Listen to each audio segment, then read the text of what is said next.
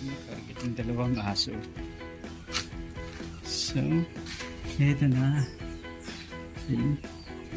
Good. Tayo ng pagkain ng aso. Ayan. So, good. Para hindi na tayo tahulan. Ayan. So, ito guys yung isa at ito yung isa. May pasalubong tayo dito sa dalawang to.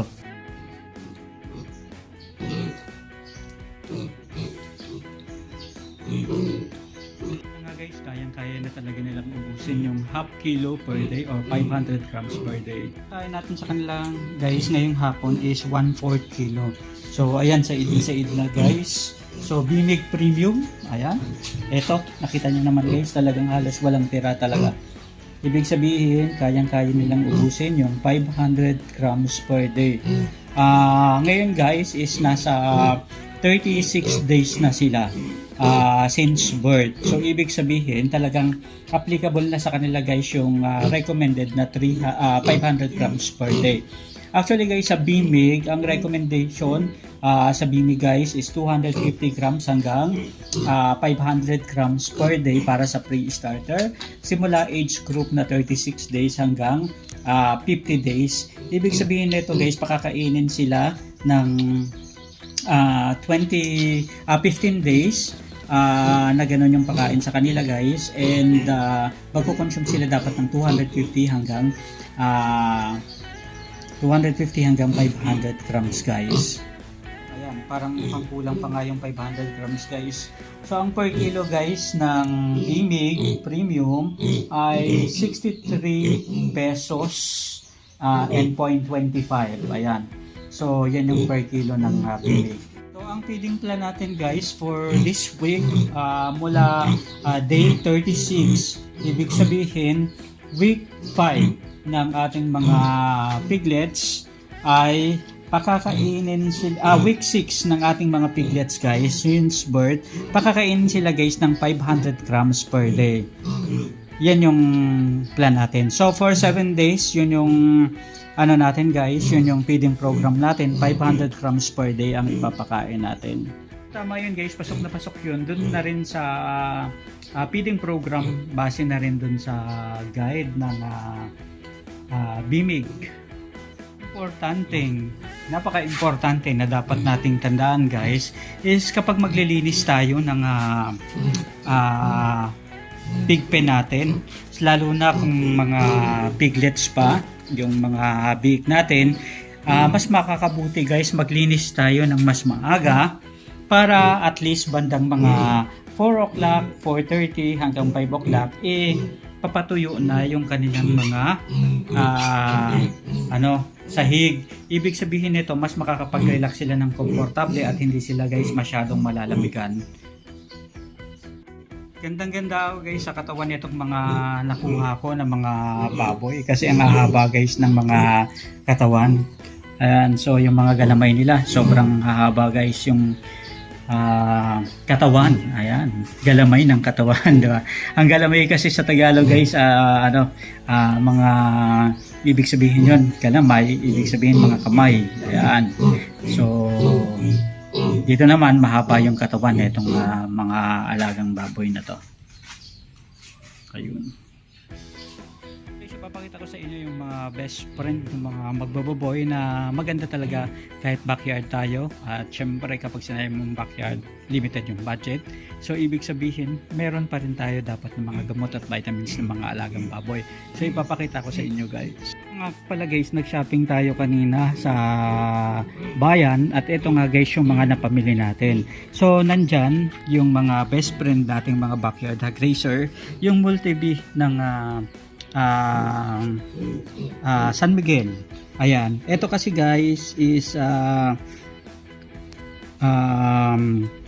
kakampany guys ng Bimig. So meron din tayong Elec-B o electrolytes, meron din tayong paracetamol o Para-B, and meron din tayong amoxicillin o Amoxil-B. And meron din tayo guys pang Purga, Libamisol, Bulatico. Doon naman guys sa kabila sa Yunaco, Ito naman yung kakampany guys ng Tigro Labs. So meron tayong mga Aprolite, meron din tayo guys na Betracin Gold, and meron din tayong Latigo 1000.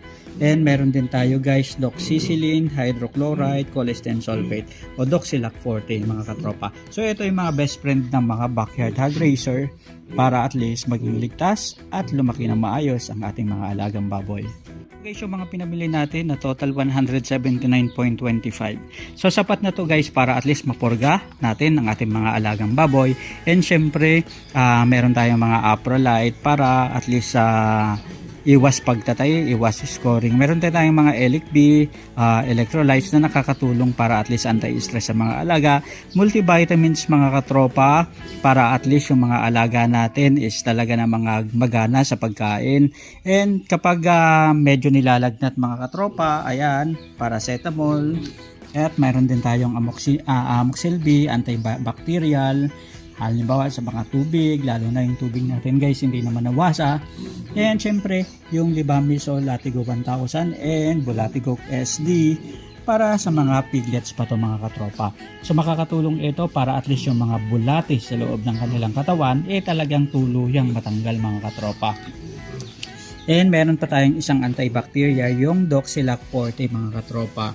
Itong Betracin Gold makakatulong sa kanila kung halimbawa anti-pneumonia, antibacterial din to mga katropa, at malaking tulong ito sa mga magbababoy na katulad natin mga katropa. So ito yung best friend ng mga magbababoy.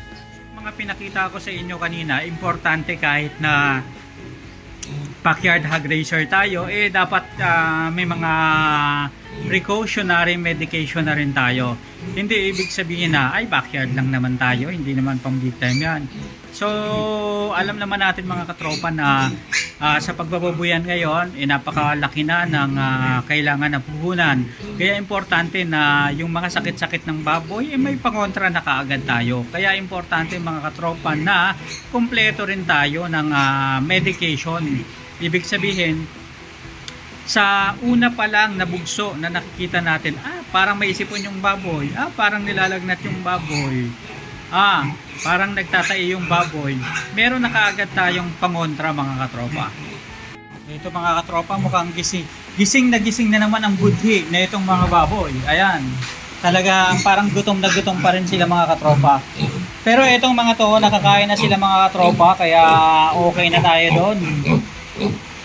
Mo guys, yung binili natin kanina approximately 179 pesos pero halos kompleto na. May panggamot tayo sa anti-stress, meron tayong multivitamins, meron tayong pang anti-pneumonia, meron tayong pang ubo, pang sipon, pang lagnat, ayan, pang pagtatae, at meron din tayong mga katropa pampurga.